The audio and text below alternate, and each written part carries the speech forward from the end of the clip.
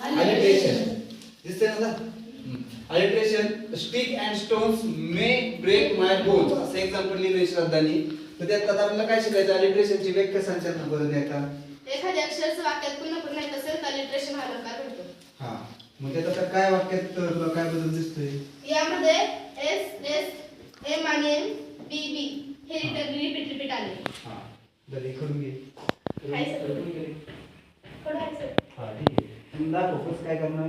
S S वेगळा अक्षर आहे हे दाखव आणि बाकीचे गोल कर वाटलं एम एम गोल कर.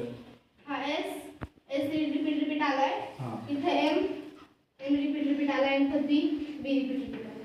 म्हणून कोणता अलंकार होतोय. अलिट्रेशन. अलंकाराला इंग्लिश मध्ये काय म्हणतात. हो. कळलं. अलिट्रेशन नवी इयत्ता आठवी इयत्तेमध्ये होतं. नवी इयत्तेसाठी नवीन काय शिकवणार नाही तेच तुमच्या शब्दांमध्ये तुमच्या ओळी